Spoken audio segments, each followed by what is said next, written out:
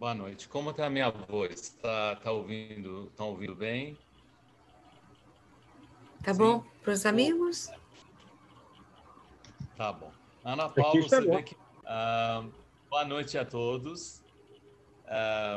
Nós conversamos na semana passada sobre conflitos internos e como afetam nossa saúde nos tempos em que vivemos. E não estávamos falando dos tempos da pandemia apenas, não estávamos falando do ano 20 e dos anos 20. Essa década que nós enfrentamos, que vai ser muito interessante, provavelmente vai ser um tempo de mudanças rápidas para o melhor, se Deus quiser, mas não vai ser, tudo promete que não vai ser uma década qualquer.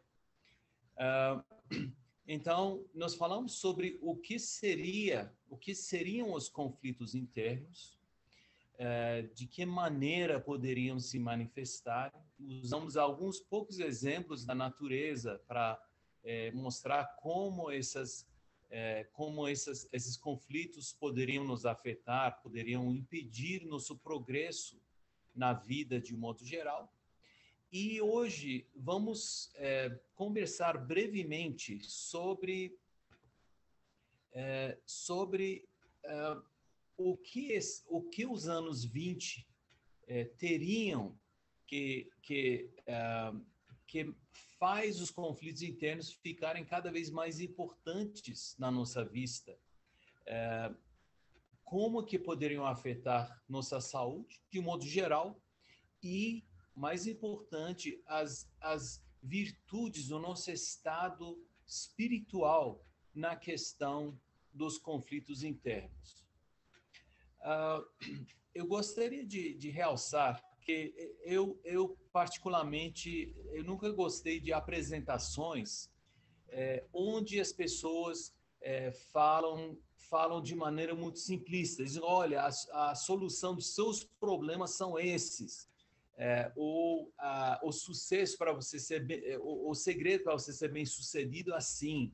E geralmente são números ímpares. Não sei se vocês viram os 3 segredos, as 5 técnicas, os 7. O único número par que eles usam é 12. Eu não sei por quê, mas aí pode ser 12. Então, eu não gosto, eu acho que a vida é mais complexa, mais complicada do que tentar vender alguma coisa e essa é a solução do seu problema. Do mesmo modo, quando nós falamos de como enfrentar a vida, das virtudes, é uma abordagem muito geral. Nenhum de nós pode dizer, olha, fazendo isso vai ficar tudo bem, não vai ter problema, vai se resolver. Não. É uma abordagem, é uma postura, é uma direção a explorar. Então, isso, do modo que nós falamos nessas sessões, nós enfrentamos a realidade, os desafios do mundo com bastante modéstia, com bastante humildade. E é óbvio que tudo que nós falamos tem que ser, cada um testa na vida real. E talvez possa até descartar uma parte ou melhorar muito comparado com a maneira que eu apresento, pode até melhorar muito, muito mais do que as nossas sessões, a compreensão de cada um. Então, o motivo que os conflitos internos talvez sejam um desafio ainda maior nos tempos em que vivemos,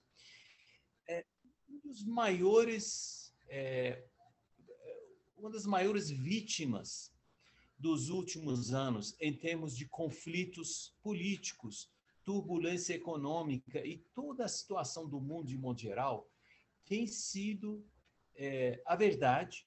Eu acho que a verdade nunca foi mais manipulada e mais cortada como está sendo feita agora. E a questão de incerteza. O que acontece com epidemias, mas também com recessões e outros eventos imprevistos, e que uma sociedade que de grande parte foi criada para pensar que nós, seres humanos, podemos controlar tudo, podemos controlar a natureza, podemos controlar os recursos, nossa economia, nossas relações, é só planejar, é só aplicar as técnicas, aquelas técnicas que falei com 3, 5, 7. Nós estamos cheios dessas coisas. E é só fazer essas coisas que nós controlamos, nós ficamos em controle. Esse é um mito, mas é um mito que boa parte da humanidade, especialmente aquelas que têm uma cultura mais ocidentalizada, o Oriente Médio está incluído aqui, porque muita gente é ocidentalizada na filosofia. Então, quando se depara com a incerteza e a falta de controle, a impossibilidade de controlar os eventos, então cria muita ansiedade, cria muita preocupação e muitas vezes cria doenças, cria ansiedade ao ponto de alguém ter transtorno pânico, ter depressão, ter insônia e por aí vai, os rótulos que nós colocamos. Então, nós estamos com essa filosofia compartilhada, um mito compartilhado por boa parte da humanidade, entrando numa época em que todas as estruturas em que as pessoas botavam fé, acreditavam mesmo, seja a constituição de um país ou um sistema econômico em outro, ou acordos internacionais, tudo está se desmoronando. Então, esses conflitos, em tempos de incerteza, podem se acentuarem. Eu acho que isso não vai embora com a vacina do Covid. Eu acho que tem muita coisa mais do que um vírus circulando aí que está causando esse temor e essa incerteza. E continuando para a maneira em que isso pode afetar a saúde. Muito antes dessas epidemias, nós já tínhamos uma epidemia não causada por um vírus, mas epidemias de mal-estar emocional ou espiritual. Os números de nós, da humanidade, que sofrem por transtornos, por depressão, por neurose, por tentativas de se machucar, e muita coisa mais, doenças que não se vê em exame de sangue, em tomografia, são as doenças, talvez são as doenças do século XXI. Isso já era muito sério, muito grave. Então, nós estamos vendo uma exacerbação de algo que já existia. E não precisa entrar muito em detalhe e falar o óbvio de como essas doenças afetam o bem-estar do ser humano, tanto emocional, quanto espiritual, quanto físico. Isso eu acho que no nosso esfera hoje, eu acho que nem seria necessário de entrar muito em detalhe em como o excesso de ansiedade, o excesso, assim, os transtornos de humor, se sentir deprimido, se sentir por baixo, estar a todo momento ansioso pelo que virá, ou ficar preso do que houve. Esses afetam de maneira muito adversa o ser humano em todas as suas esferas de existência.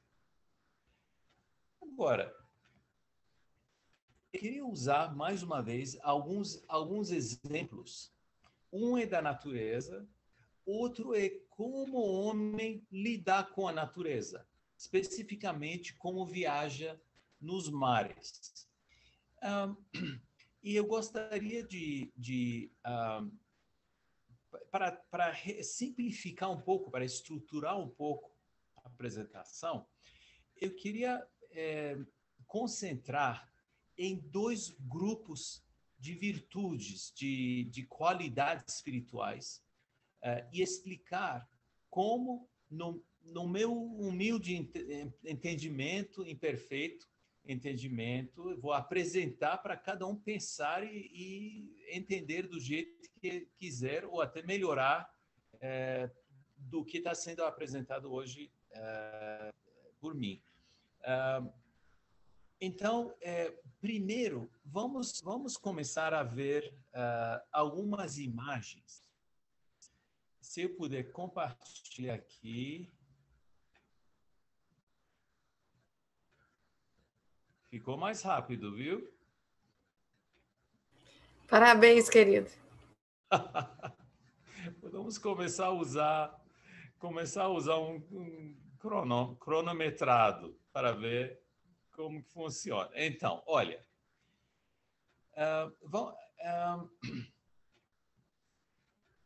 esse aqui é um barco lá no Rio Nilo. É baseado nos modelos mais antigos. E é muito interessante essa... Vamos ver se dá para aumentar um pouco o tamanho. Não, não dá. Então...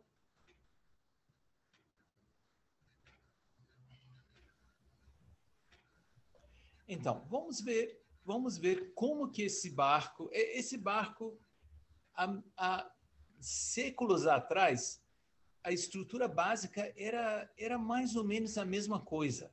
Talvez o material usado mudou um pouco, mas o desenho e a filosofia, a abordagem é igual. Essa estrutura é feita de maneira a deslizar sobre essa superfície, sobre a superfície da água. Então, minimizar o atrito aqui, minimizar o contato aqui, minimizar como está sendo afetado por esse meio, que é a água, sobre o qual viaja. Então, é um paradoxo. Usa o meio para viajar, mas tem que minimizar o contato com o meio de viagem.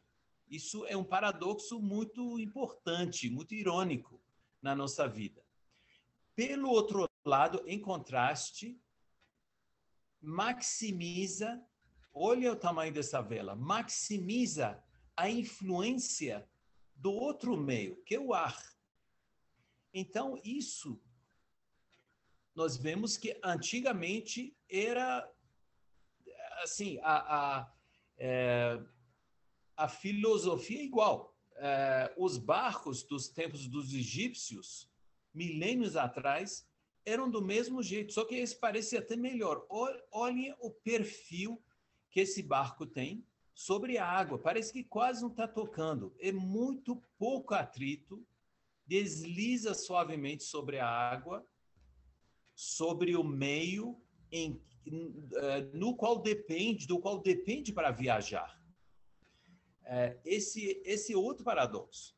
Enquanto tenta maximizar a influência do outro meio que está acima do meio de transporte. Não sei se deu para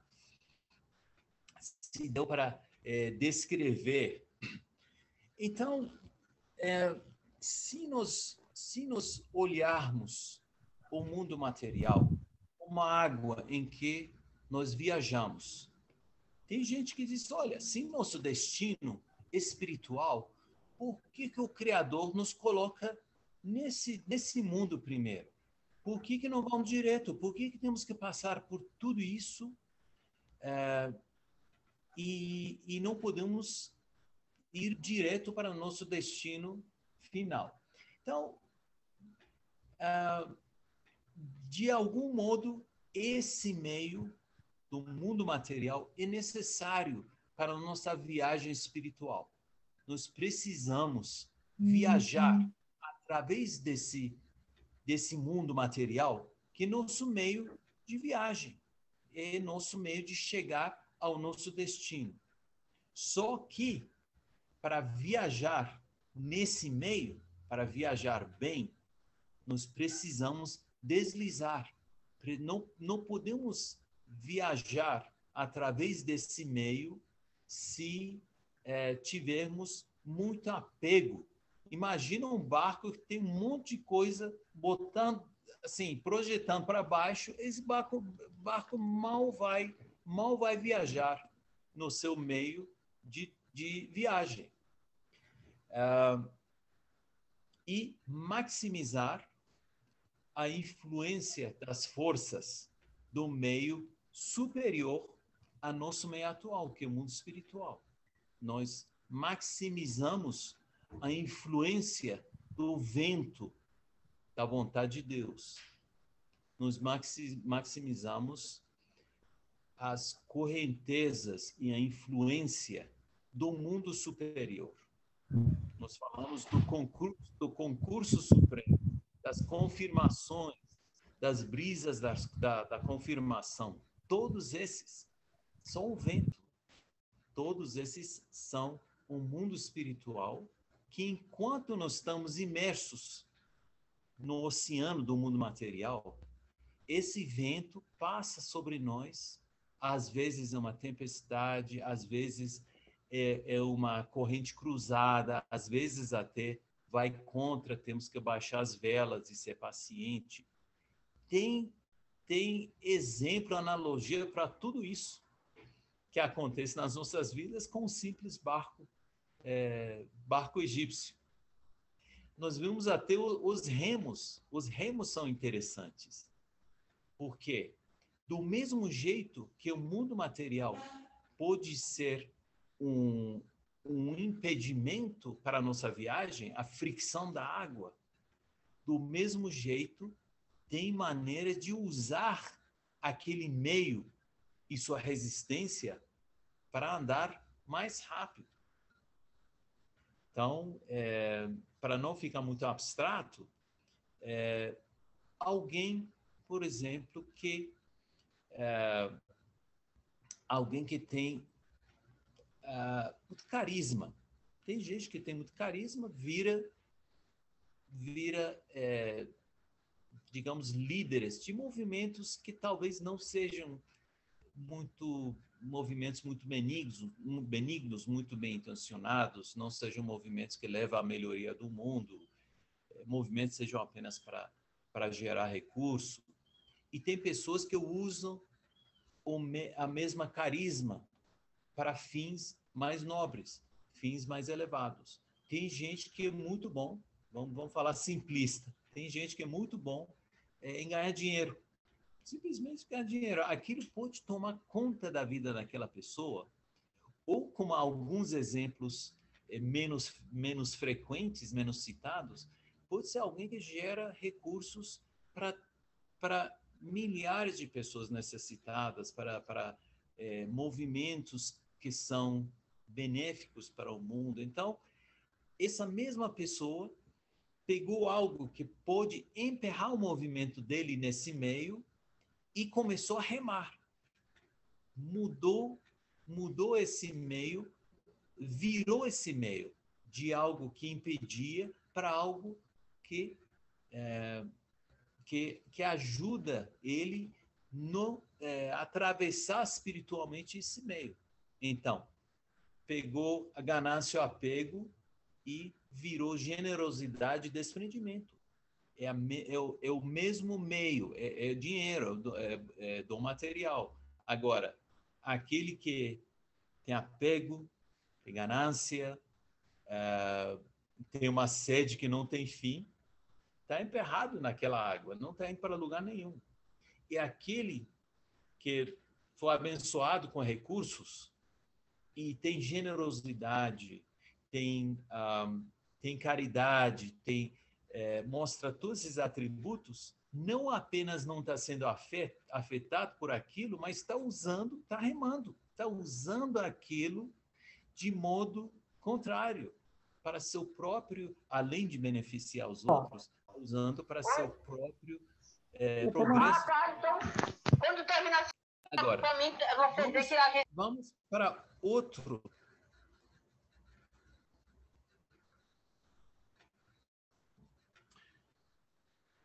Eu não sei se sempre sai nas notícias, por exemplo, árvores que caem durante tempestade. Não sei se todo mundo já viu nas notícias. Nós vemos o que protege uma árvore não é seu tamanho fora do chão, o que tem debaixo do chão. Olha o tamanho dessa árvore comparado com uma casa de 2, 3 andares. Mas se um vento derrubou. Agora, se olharem de baixo, vocês vão ver por que caiu, porque nós vamos comparar a profundidade das raízes com o tamanho que tem por fora. Isso, quase sem exceção, as árvores caem pela base. Ou quebra onde tem as raízes, ou perto, ou arranca as raízes por completo, porque as raízes não tinham força suficiente, sustentação, nem para se manter aí e deixar o resto da árvore cair. Tudo saiu. Aqui tem outro, arrancou as raízes, o asfalto e tudo, e olha o tamanho dessa árvore. Então, mais um exemplo da natureza, né? Mas muitas vezes, olhando para a natureza, é muito mais fácil entender do que qualquer coisa que algum apresentador possa falar. Então, nesse exemplo, nós estamos invertendo a água e o ar. Nesse exemplo, o que nos sustenta é de baixo. Então, nossa fé, nossa serenidade, nossa confiança na vontade de Deus, nossa confiança que tudo tem uma razão, mesmo quando as coisas vão mal. Isso nos dá raízes espirituais cada vez mais profundos. E a árvore é o mundo de fora. A árvore, alguém pode ser uma árvore muito grande, muito bonito, pode ser uma pessoa famosa, pode ser uma celebridade, pode ser alguém muito bonito, pode ser alguém que tem uma posição de intelectual, ou erudito numa universidade, e por aí vai. Agora, vejam como fica perigoso quando a árvore cresce muito e as raízes não. A árvore que é pequena e tem raiz pequena geralmente não cai. O vento não afeta tanto. Porque tem pouca raiz, mas também tem pouca provação no mundo material. Quanto maior forem os atributos materiais, mais perigo tem. Aquela pessoa que é mais famosa, que é mais bonita, é mais rica, é mais erudita, tem mais autoridade, etc. Tá? É uma árvore maior. No mundo material, tem uma projeção maior. E os ventos têm mais facilidade em derrubar. Enquanto que nossa segurança fica em criar o que tem debaixo do chão, que não se vê. Todos aqueles atributos que nós falamos. Agora, vamos terminar, para não extrapolar muito tempo, vamos falar de 2 grupos de virtudes espirituais que nos ajudam a trabalhar com conflitos internos. E quanto mais nós desenvolvermos essas capacidades e essas características, digamos, menos estamos em risco pelos conflitos internos. Não é que os conflitos vão embora, mas acontecem de modo diferente. Então, o primeiro grupo é mais fácil. Amor e perdão. Eu coloquei esses 2 juntos porque se ajudam. São distintos, mas também, ao mesmo tempo, têm muito em comum. O amor e perdão. Quantos conflitos internos existem porque alguém tem amor e ressentimento ao mesmo tempo? A mesma pessoa ou a mesma instituição, ou alguma posse material que tem. Eu conheço gente que tem, assim, tem empresa grande, ama e odeia a empresa ao mesmo tempo. Então,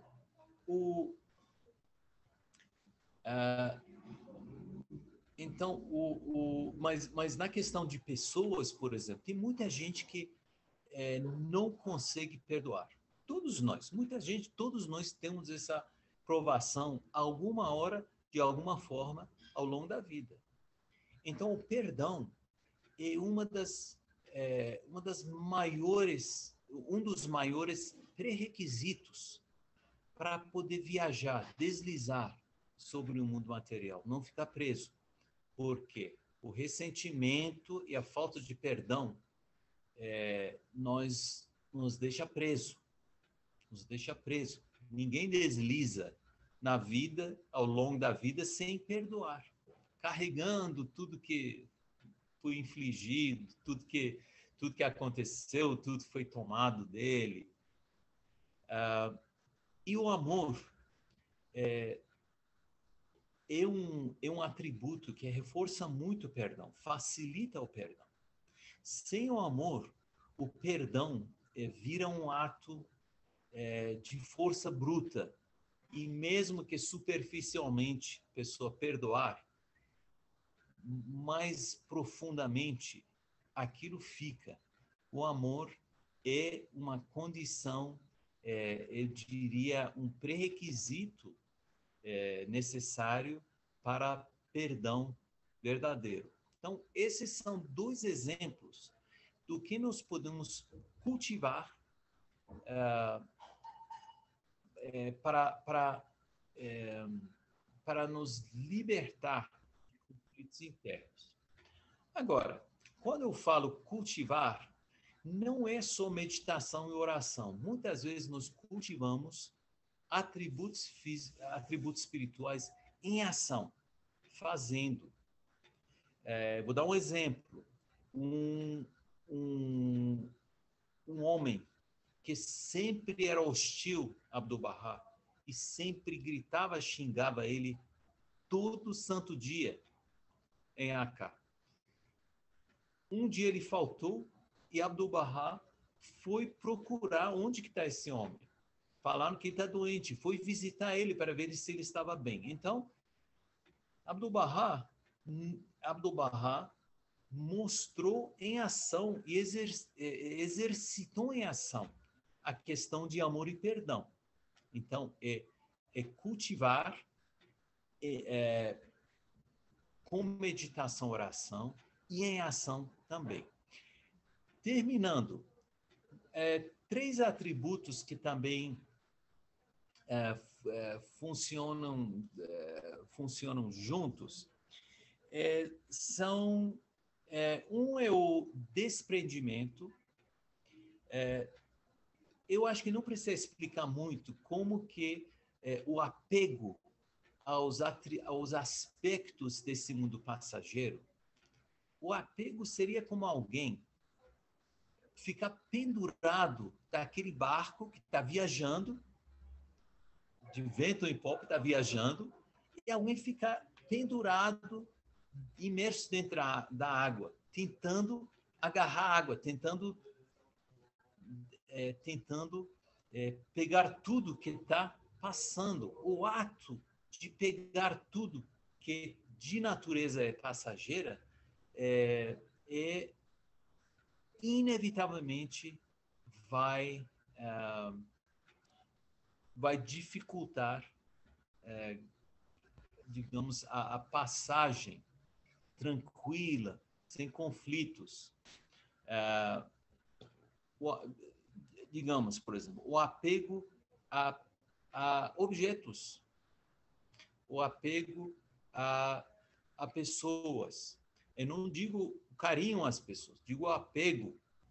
Por exemplo, o filho cresceu, é hora de continuar na vida, é hora de se casar, é hora de procurar um trabalho. Quantos pais e mães sofrem com isso? Né? é um conflito. Que o filho cresça, que o filho progrida, mas também que fique no colo. Isso talvez é um dos conflitos mais universais que existe e nós podemos assim, lidar com isso num espectro completo, desde a alienação completa até um apego que sufoca o filho e tudo que tem entre os dois. Então, o desprendimento, com certeza, ajuda a viajar nesse meio. Uma das coisas que ajuda o desprendimento, de algum modo, é a obediência.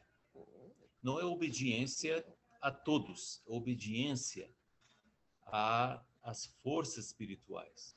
E cada um tem sua fé no que são essas forças espirituais.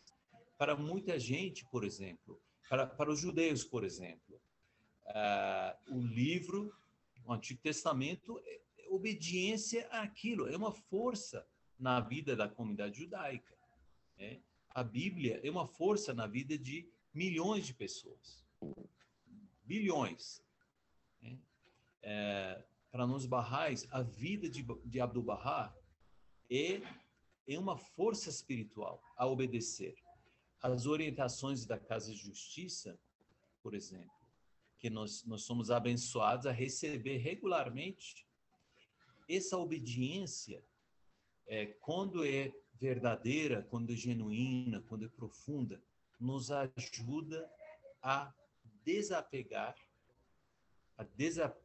dos aspectos do mundo físico e nos apegarmos às forças e correntezas espirituais através desse atributo de obediência. Mais uma vez, quando nós temos esses atributos meio desenvolvidos, mas não completamente, aí cria conflitos. Por exemplo, eu posso saber perfeitamente o que a Bíblia me ensina, o que eu tenho que fazer. Está claro lá. Tem que perdoar, tem que ser generoso, tem que cuidar.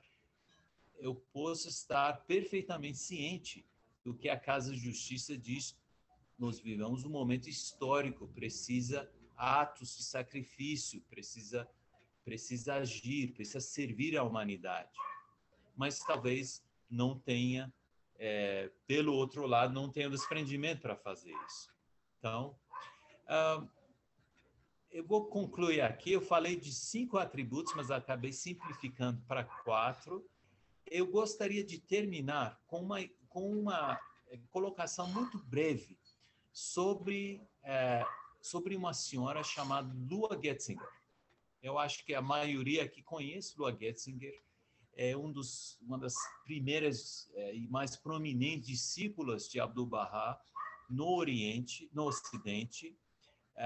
Ela amava Baha'u'lláh. Ela, assim, fica claro lendo a história dela que ela tinha um amor totalmente, ela se entregou a vida, corpo e alma à causa e Abdu'l-Bahá. Agora, nos primeiros anos da vida espiritual dela, quando estava na presença de Abdu'l-Bahá, o amor dela era muito maior que a obediência dela. Era uma criança espiritual, de algum modo. Ela, o poder desse amor, a atração, o desejo dela de ficar fisicamente perto de Abdu'l-Bahá, na mesma cidade, na mesma sala, era tão grande que, às vezes, uma vez Abdu'l-Bahá pediu para ela viajar do Nordeste dos Estados Unidos para a Califórnia. E demorou muitas e muitas assim, conversas e uma certa insistência da parte de Abdu'l-Bahá para ela ir. Então, um ser espiritualmente muito avançado, tinha seus próprios conflitos. Vamos rapidamente para os últimos anos da vida. Ela depois, gente, isso nos anos 1910, uma mulher americana, com meios, ela foi à Índia a pedido de Abdu'l-Bahá. Olha a distância, que não queria ir para outro estado por não estar longe de Abdu'l-Bahá, Abdu'l-Bahá voltou para a Terra Santa, ela foi até a Índia, ficou lá, e os sacrifícios dela é só ler para entender um pouco quanto que ela sacrificou. E depois foi para Egito, ainda nos anos 1910, e ainda num mundo muito mais machista ainda do que era hoje. Não foi qualquer que foi uma mulher ocidental que foi para Egito e lá faleceu. Ela está enterrada perto do Mirza Abul Faz, um erudito ocidental. Então nós vemos que ela viajou a outra esfera. Talvez ela tinha outros conflitos ainda, mas eram conflitos totalmente de outro nível do que ela começou. Então, eu só queria colocar isso como exemplo de que, às vezes, um dos sinais de progresso espiritual é simplesmente que os conflitos mudam de nível. Vai de uns conflitos básicos, bem simples, para conflitos mais elevados, mais de uma, digamos, de uma esfera de existência mais enaltecida. Muito obrigado pela sua paciência de ouvir algo tão abstrato. Espero que tenha sido de utilidade para vocês. Nós que agradecemos, querido Darius. Cada vez eu fico mais impressionada com essas associações de imagens que você traz para nos facilitar a compreensão. Na primeira parte desse tema, você trouxe a ideia da ave, né, presa, agarrada lá no galho, batendo as suas asas para levantar o seu voo espiritual, né, que é como, né? E agora essa visão do barco que tem que conseguir deslizar, né? Acho que uma palavra que me veio muito é essa fluidez, né? A gente conseguir fluir nessa vida aqui terrena com esse sopro, né, divino, com as forças espirituais. Muito, muito bacana. Bom, eu abro para todos vocês, sintam-se à vontade para contribuir com observações ou fazer perguntas, queridos.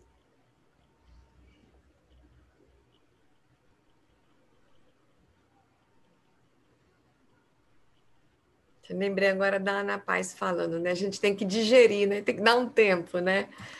São tantas boas ideias para a gente conseguir traduzir aqui dentro da mente da gente, né?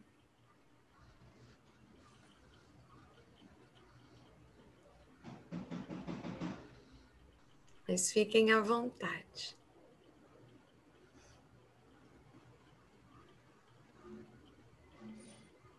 Faizia acabou de chegar, boa noite, seja bem-vinda.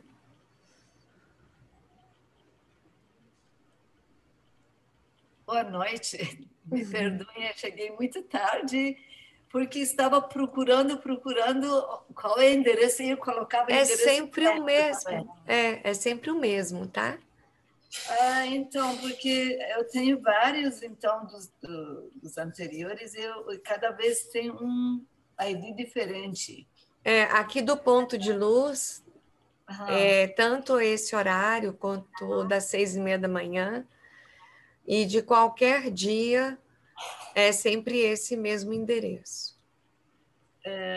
Desculpa, eu não queria atrapalhar. Imagina, seja bem-vinda. Vocês mandam convite sempre? Como que eu posso receber essas atividades? Coloca seu contato para mim no chat, que aí eu mando para você, tá bom? Tá certo. Obrigada.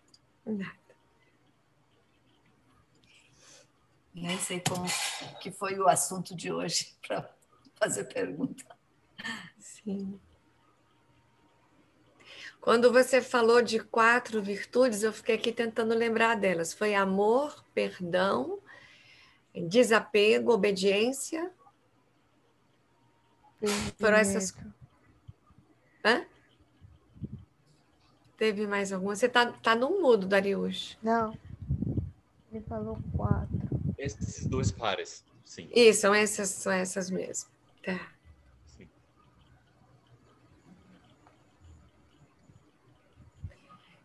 E essas virtudes. Ah, sim, Maria Trude, fala. Você tomou fôlego aí para falar. Pode falar, querida.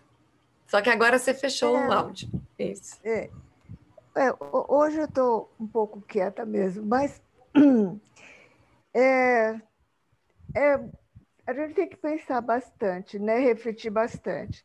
Eu também sou encantada com a criatividade do Darius e as imagens que ele traz para a gente são maravilhosas. Agora, esse assunto de conflito é complicado, né? É bem complicado. Eu não quero falar, não, porque eu vou sair um pouco da linha, então eu vou pensar mais.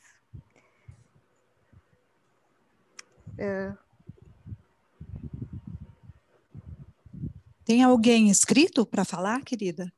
Não, pode falar, Malu. Querido, eu gostaria de que você explorasse talvez um pouco mais a questão do perdão, porque quando a gente entende que Abdu'l-Bahá, apesar de todos os dias ser agredido, ele tem essa grandeza de chegar e com o coração realmente aberto e cuidar dessa pessoa, se interessar em saber como ela está. Agora, nós, muitas vezes, temos dificuldade dessa atitude até com os nossos parentes mais próximos. Então, como você vê essa questão?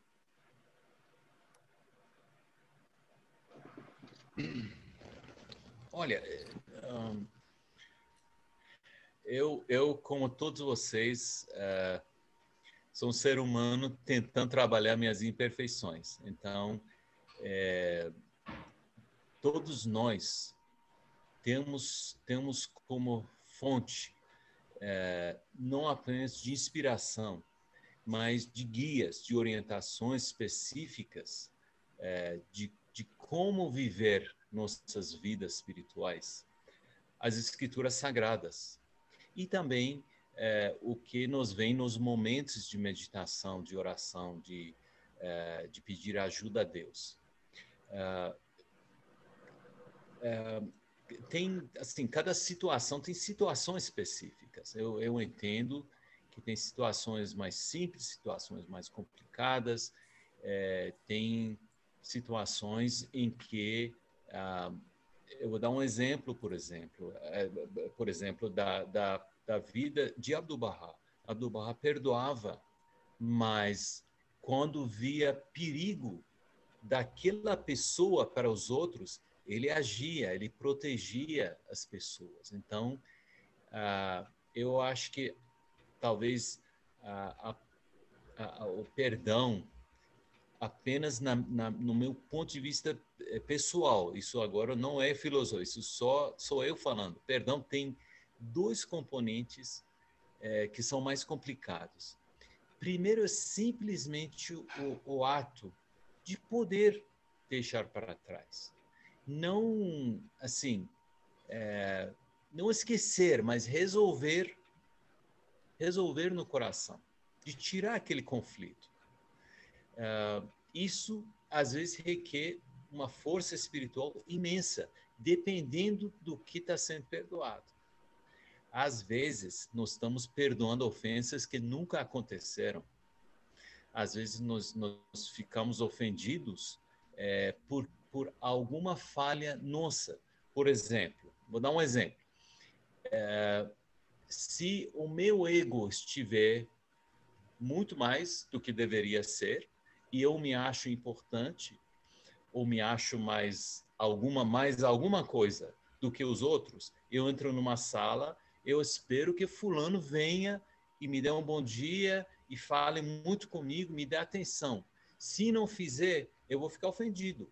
E na minha imaginação, seria algo a perdoar. Mas, na verdade, nunca houve perdão, nunca houve ofensa. Então, primeiro é perdoar quando realmente tem que perdoar, mas tem muitas situações que requerem muita percepção espiritual, muita sabedoria e muita introspecção em como agir, o que mais fazer, de que maneira perdoar. Eu não sei se isso se faz sentido. Então, junto no cultivo espiritual, nós precisamos, junto com o perdão, exercer e fortalecer outros atributos, um dos quais é a sabedoria. O perdão, às vezes, tem momento, às vezes tem tipo de perdão, tem maneira de falar. Se alguém está sendo constantemente perdoado por algo que ofende, algo que machuca os outros, aquele perdão repetido chega a ser algo que é danino. Eu não quero usar muitos exemplos específicos, que não quero falar, assim, não cada família é diferente, mas eu tenho visto como médico um pai que ficava bêbado toda vez e batia nos filhos e na mulher. E a mulher sempre perdoava. Então tem perdão e tem perdão. Tem situações que precisa de proteção, tem situações que precisa de afastamento. Então, pode perdoar e se afastar. Ou pode perdoar e se aproximar. Ou perdoar e também pedir desculpa da nossa parte da ofensa. E eu não sei se não houve uma resposta específica, mas eu não sei se o que eu falei ajudou de alguma forma. Ajudou?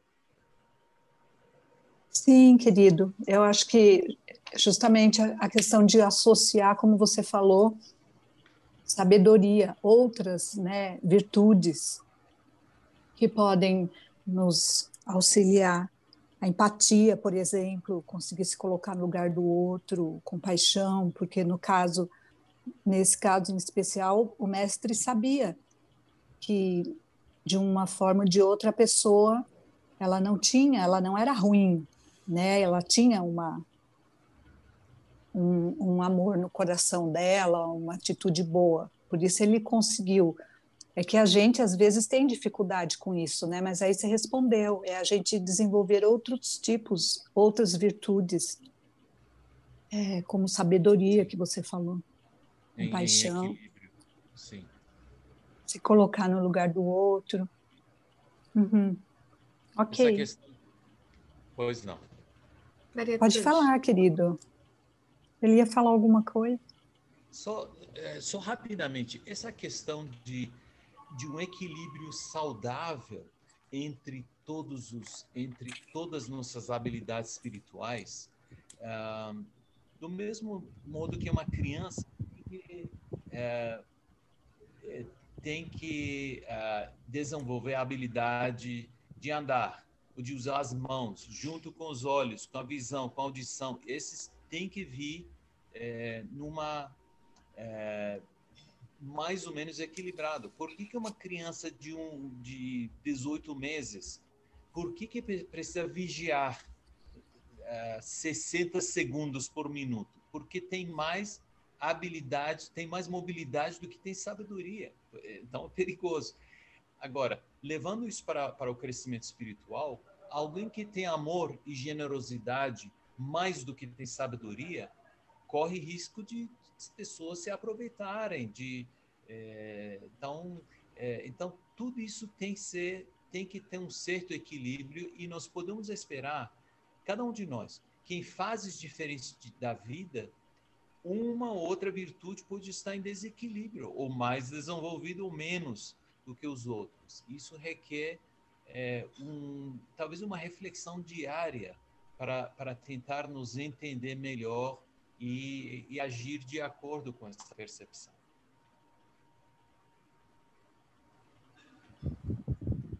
Maria Trude, querida. Então, eu vou colocar uma visão, desculpa, assim, muito pessoal.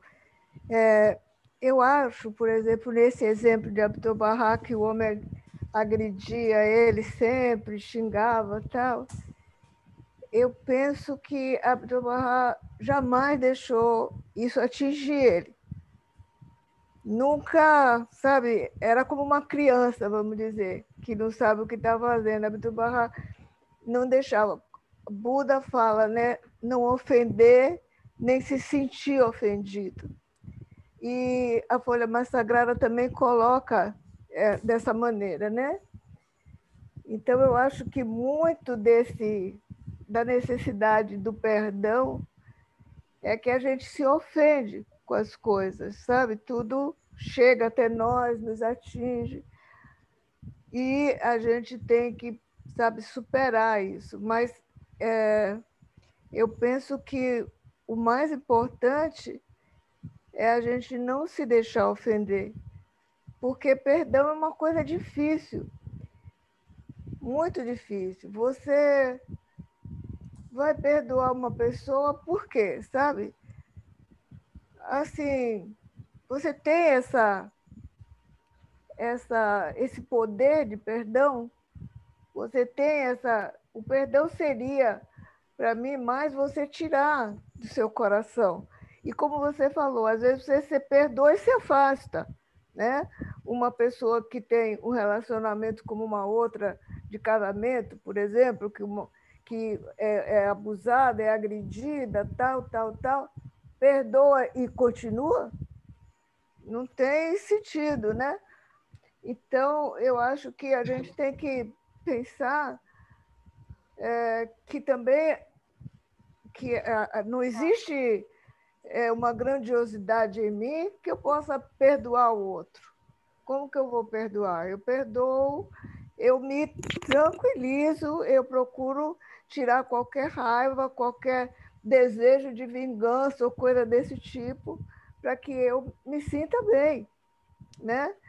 Mas, por exemplo, eu acabei de estudar mais uma vez a Última Vontade e Testamento de Abdu'l-Bahá, e ele, com relação ao meu irmão Ali Muhammad, que fez tanta maldade, criou tanto sofrimento para ele, e não só para ele, para a comunidade Bahá'í, ele pede sempre perdão, que Deus perdoe ele. Abdu'l-Bahá ora para que Deus perdoe o irmão dele. Mas ele não diz, eu perdoo. Ele diz, que Deus perdoe ele. Ele fala o tempo todo, fazendo oração, e o tempo todo ele está dizendo que Deus perdoe, que Deus perdoe. Eu só peço que Deus perdoe. Acaba sendo o verdadeiro perdão, né? Porque ele quer que o outro seja perdoado, né? Ele que quer que o outro seja perdoado, pedindo a Deus pelo perdão do outro. E então eu penso que é uma coisa também muito difícil. A gente não pode se colocar numa superioridade de perdoar também, sabe? Ele fala isso, que o outro que tem... E, inclusive, aquela oração... oh, Deus... Como que é aquela oração?